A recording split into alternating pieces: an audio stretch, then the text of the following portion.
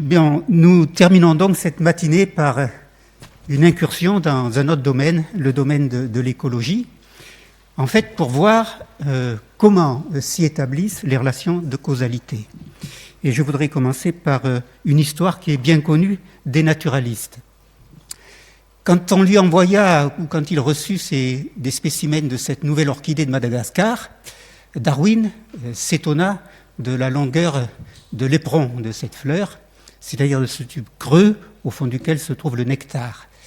Et il en déduisit qu'il devait exister à Madagascar un papillon muni d'une trompe assez longue, environ 30 cm, pour parvenir à ce nectar et en même temps pour assurer la pollinisation de la fleur, ce qu'il publia en 1862. Mais cette hypothèse a été contredite, voire tournée en ridicule, mais cette hypothèse elle a été défendue par Wallace, pour qui cette espèce de papillon, on pouvait la prédire avec certitude. On pouvait prédire son existence plutôt avec certitude.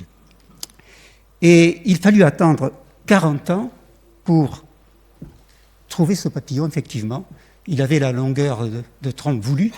On l'appela Prédicta, parce que voilà, ça en plus avait annoncé que cette espèce serait certainement proche parente d'un papillon de nuit du continent africain. On l'appela donc Prédicta, et il fallut encore attendre 95 ans pour avoir la preuve photographique de ce que, en même temps, il assurait la pollinisation de cette fleur. Eh bien, cette histoire, elle illustre parfaitement la manière dont s'établissent les relations de causalité en écologie. Il faut dire que d'abord, toute affirmation de causalité en écologie suscite une controverse. Cette controverse, elle s'atténue peu à peu, elle s'atténue par convergence des approches empiriques, théoriques, etc. Et puis, il arrive qu'elle trouve une solution, mais c'est toujours dans un cadre plus global. Ici, par exemple, la solution est trouvée dans le cadre de la coévolution. Et j'ajoute enfin que bien souvent, la notion de causalité est associée à celle de prédiction et de gestion environnementale.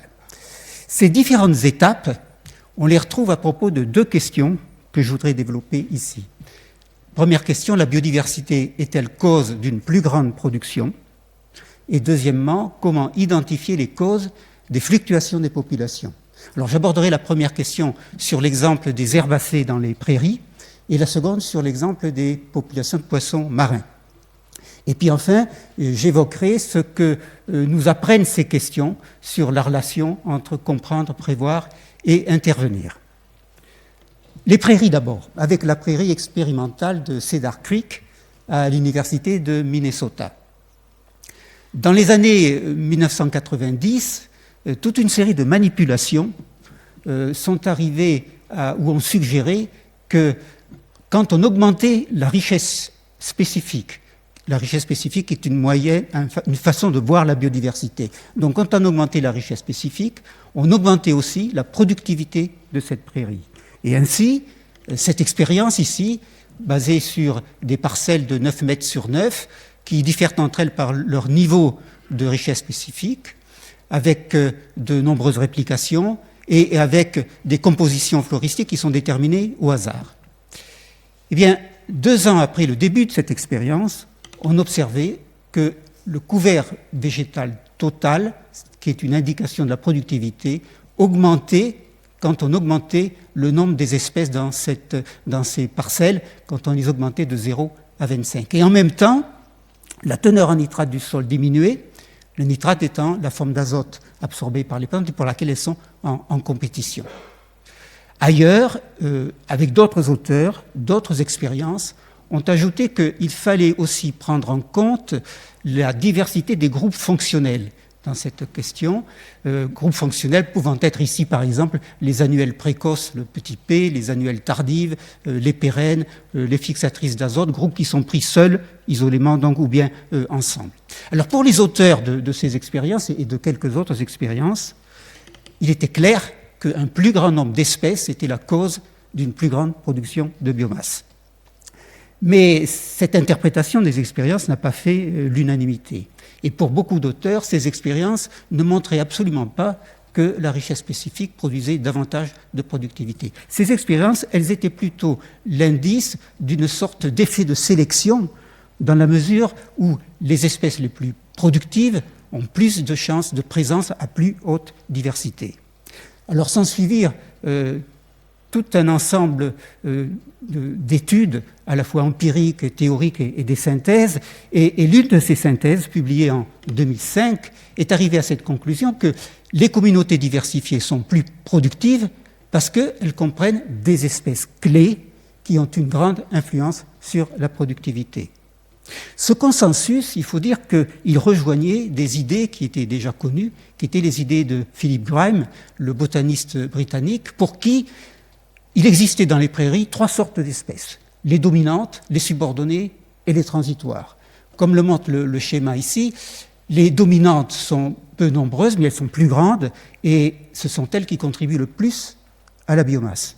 Les subordonnées, elles, quoique plus nombreuses, sont plus petites, elles contribuent moins à cette biomasse. Et quant aux transitoires, comme leur nom l'indique, elles vont, elles viennent, et elles sont souvent sous la forme d'espèces, de formes juvéniles, d'espèces qui peuvent être dominantes, mais ailleurs, en d'autres prairies, en d'autres systèmes.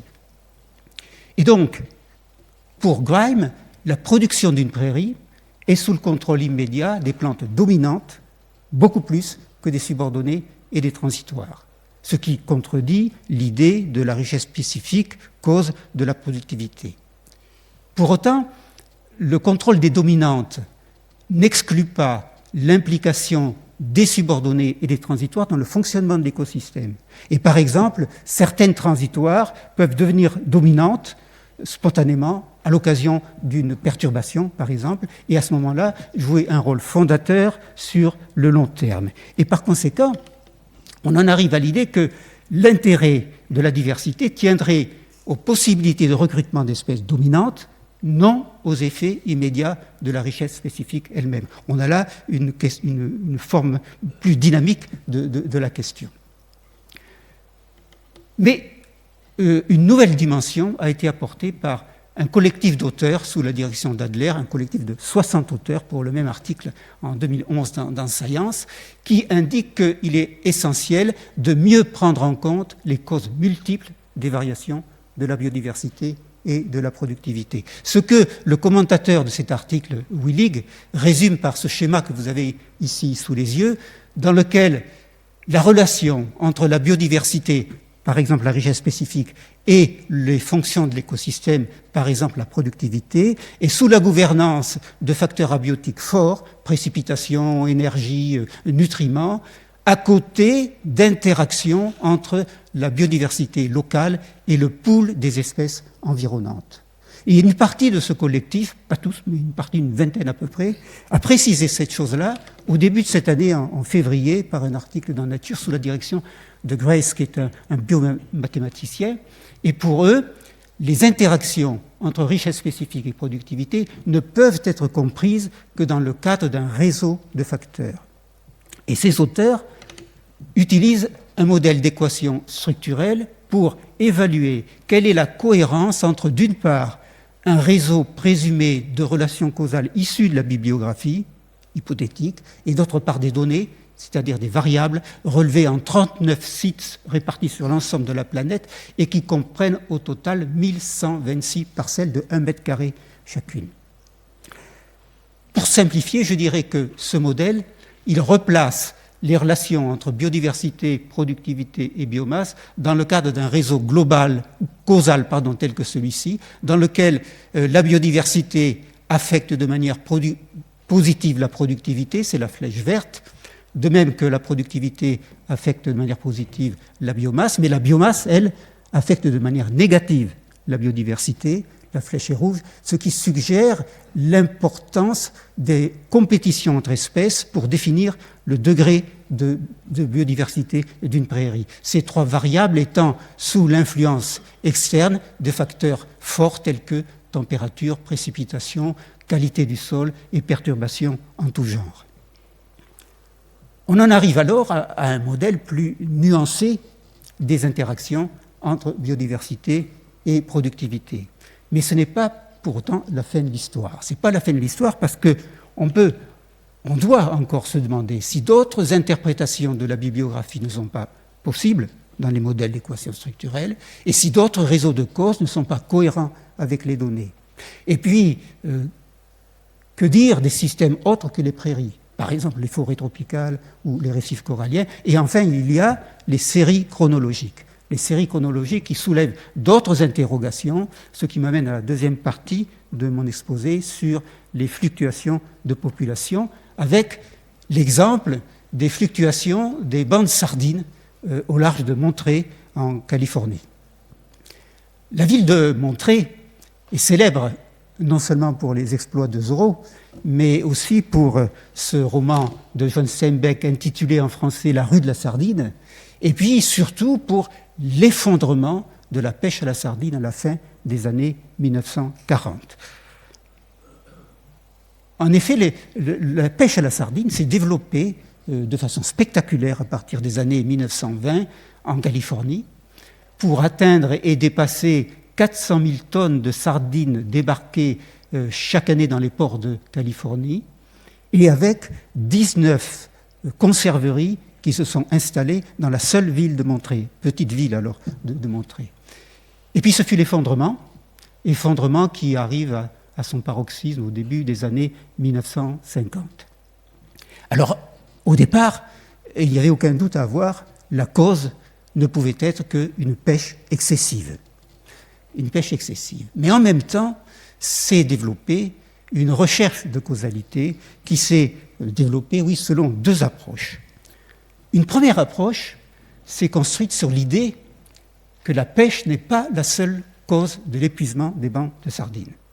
Et cette approche-là, elle a abouti en 2013 par un article dans les PNAS, signé par Martin Lindgren et quelques autres auteurs d'un petit groupe international, qui indique que l'effondrement des stocks était de toute façon inévitable, indépendamment du niveau d'exploitation des pêcheries.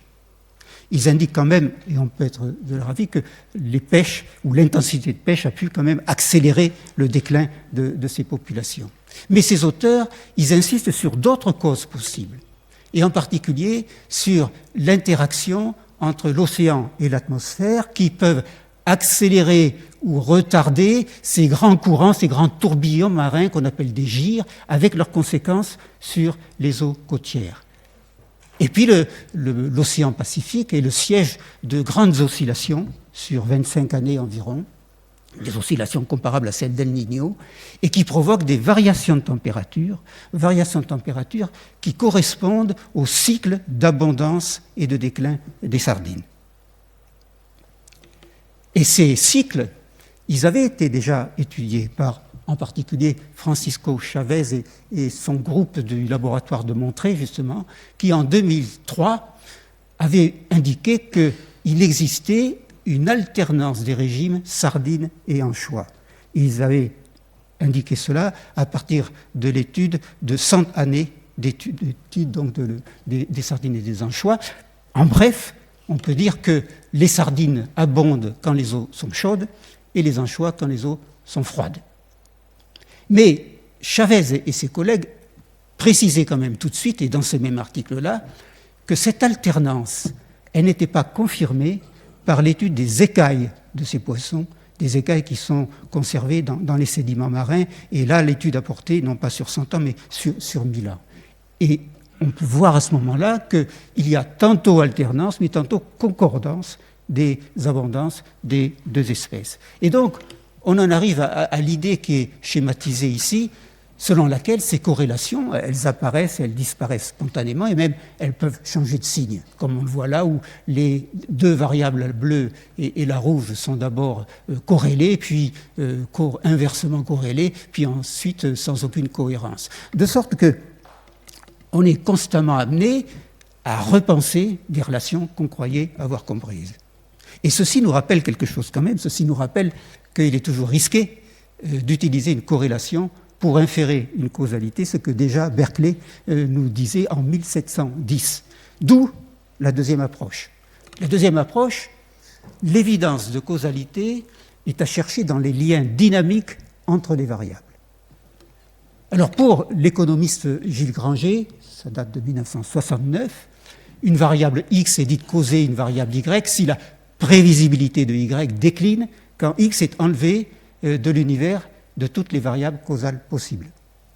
Mais cette causalité de Granger, elle suppose ce qu'il appelait la séparabilité, c'est-à-dire l'indépendance des variables entre elles qui caractérisent les systèmes purement stochastiques et linéaires, ce que ne sont pas les systèmes écologiques.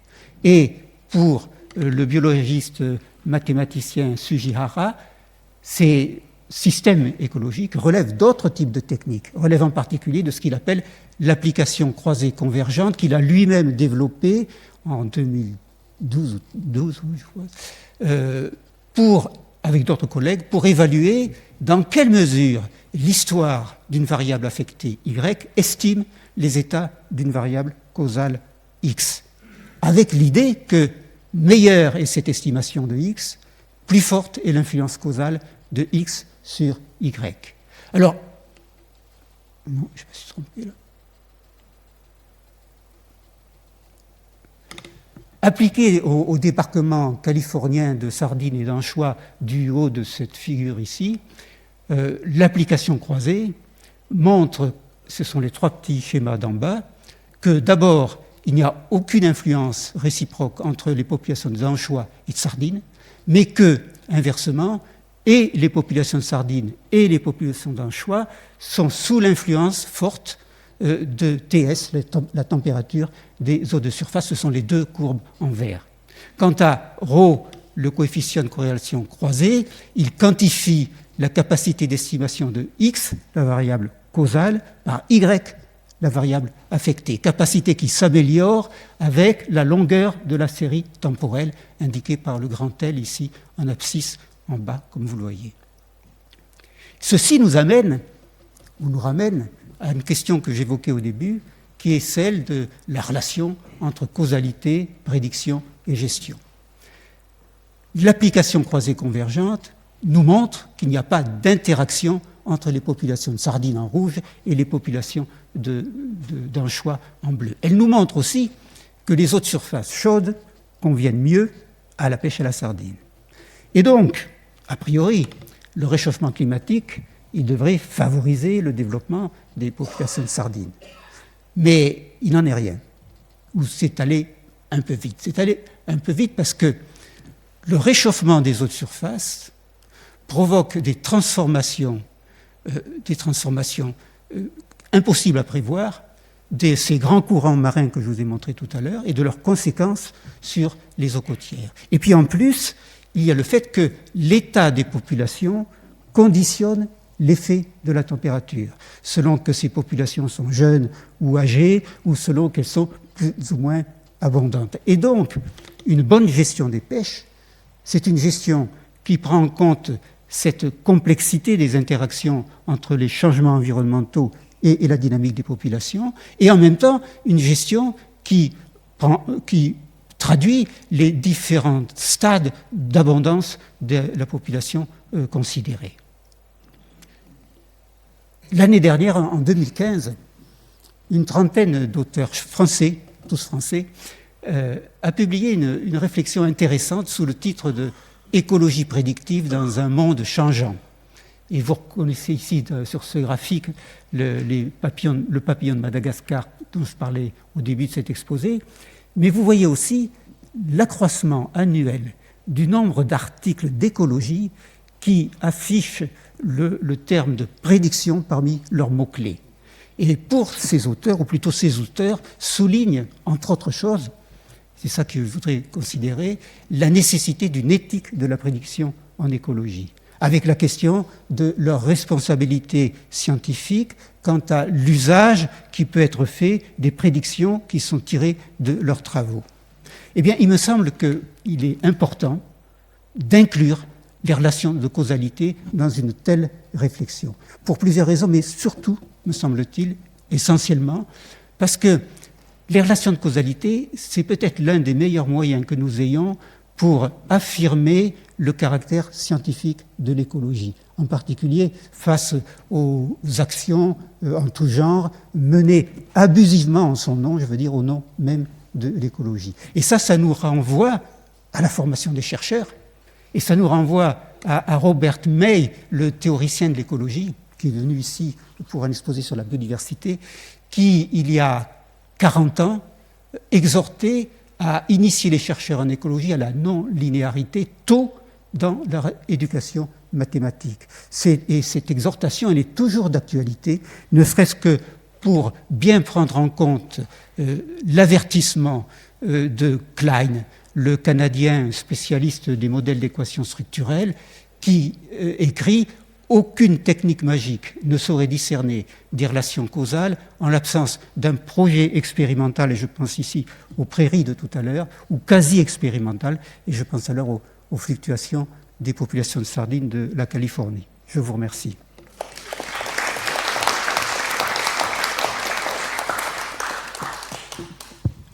Merci. Nous avons le temps pour une ou deux questions avant la pause déjeuner. Qui souhaite poser une question, s'il vous plaît, monsieur?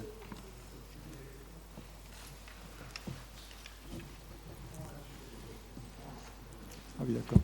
Oui, moi, je vais déjà remercier Henri Descamps parce que c'est grâce à lui que je suis ici. Je suis Michel Juffet, je suis, on va dire, étudiant en philosophie, enfin depuis un certain nombre d'années. Donc Henri, moi j'ai adoré ton exposé, mais tu t'en doutais d'avance, si je peux dire. Bon, et j'aurais deux petites remarques à faire puisqu'on est à un temps extrêmement contraint, puisque c'est peau de chagrin les discussions. Une remarque sur l'exposé de Monsieur Lemoyle à propos des liens de causalité entre phénomènes sociaux, disons, pour aller vite, et épidémies. Bon, alors j'ai pensé à un cas qui m'a beaucoup occupé pendant quelque temps. C'est celui d'un trouble social extrêmement important, à savoir le meurtre d'un roi, qui, 20 ans après, n'est toujours pas puni et qui entraîne des troubles sociaux à répétition. Et ensuite, une épidémie de peste, disons, mais peut-être que pas seulement la peste, qui se passe à Thèbes, à je ne sais pas quel siècle en Jésus-Christ, puisque c'est très difficile à dater. Et cette pièce s'appelle Oedipe roi, et l'auteur s'appelle Sophocle. Donc je pense que, peut-être pas le premier, mais un des grands théoriciens, effectivement, des liens entre causes,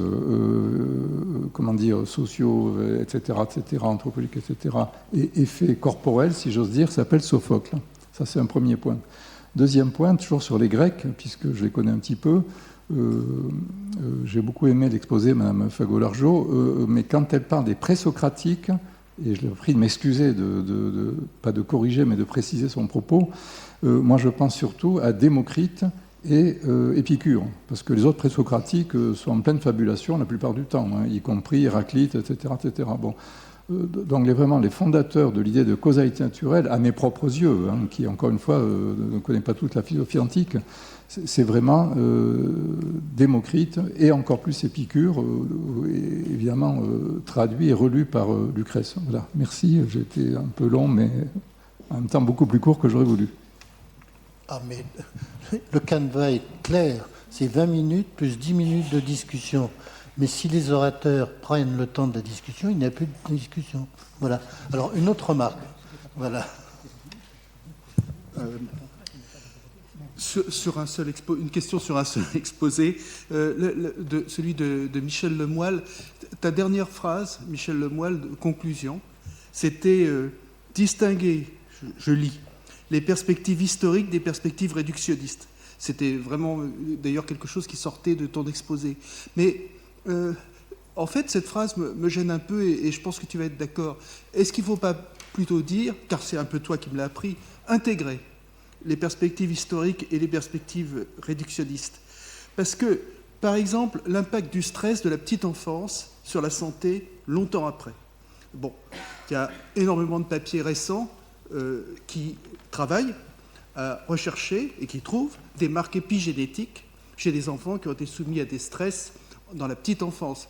Par exemple, des papiers qui ont recherché des stress, des marques épigénétiques chez des enfants qui avaient vécu dans les camps d'extermination et qui trouvent à un âge avancé ces traces épigénétiques qui sont restées chez ces enfants. Donc, en fait, je pense qu'il faut plutôt dire, évidemment, il est absurde d'avoir qu'une perspective historique ou sociologique ou sciences humaines, je dirais, pour expliquer une maladie. Et il est absurde d'avoir uniquement une perspective réductionniste. Mais ce qu'il faut, c'est intégrer les deux. et non pas les opposer.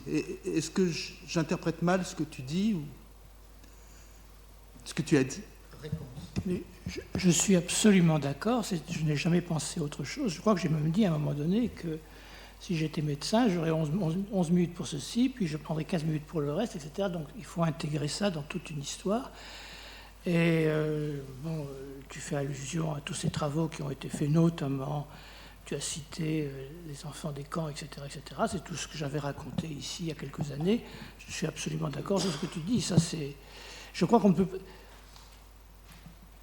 Je m'élève simplement contre les barrières mises entre les différentes causalités. C'est tout. Voilà. Et je crois que les barrières existent. Donc je milite un petit peu pour qu'elles s'abaissent et qu'on ait une vue intégrative des choses. Une question, s'il vous plaît. Voilà. Oui, je voudrais poser une question à M. Lemoyle. C'était à propos du taux de femmes, de mères, disons, célibataires. Moi, j'étais dans une municipalité, une petite municipalité, et un des problèmes qu'on avait, c'était de savoir si effectivement, parce qu'il y a beaucoup d'allocations de soutien aux mères célibataires, que ce soit aux États-Unis ou en France, et disons, on avait toujours des problèmes pour déterminer si effectivement, disons, elles vivaient en couple, etc. Donc, il me semble que ce qu'on appelle le welfare state, disons, est en fait une très très forte incitation pour les jeunes gens, disons, à ne pas se marier et à bénéficier du welfare state, en France et ailleurs. Enfin, moi, j'ai vu ça, disons, à la municipalité. Une dernière question, et ensuite, nous prendrons la pause déjeuner. Merci beaucoup. Hurier, Académie de médecine. J'étais très intéressé par l'exposé de Henri Decamps et surtout les conclusions vers lesquelles il s'est orienté, qui privilégient pour la prédictivité les corrélations au détriment des causalités. Or, c'est un des atouts qu'on attribue au phénomène de développement des big data. Les big data semblent faire apparaître des corrélations inattendues et amènent dans un temps second l'utilité de chercher les causes. Alors j'aimerais savoir ce qu'il en pense avec l'exemple qu'il a pris et également quelle pourrait être la position de l'Académie face à un phénomène qui est tellement explosif qu'il est d'une part envahissant, mais qu'il faudrait peut-être savoir en tirer le meilleur pour tâcher d'en éviter le pire. Je ne peux qu'être d'accord. Effectivement, c'est même un phénomène effrayant. Mais alors, je ne sais pas ce que peut en dire l'Académie, Monsieur le Président. L'Académie s'intéressera au big data, probablement dans un autre colloque. Bien, je tiens. Allez, Jean Salençon, la toute dernière. Oui, ce sera très bref. C'était juste pour faire rapprocher les exposés de Michel Lemoyle et d'Anne Fagot-Largeau à propos précisément des causes distales et proximales. Bon, il se trouve que moi je suis dans les sciences dures, en mécanique, et Pierre Duhem, historien de la mécanique, notamment dans ses deux ouvrages, 1905-1906, critiquait Aristote et Archimède exactement sur les mêmes points. C'est-à-dire que pour lui, Aristote, c'était cours itacite, pourquoi, et Archimède, c'était quod itacite. Et donc on voit bien que, quels que soient nos domaines d'intérêt, nous sommes confrontés aux mêmes questions.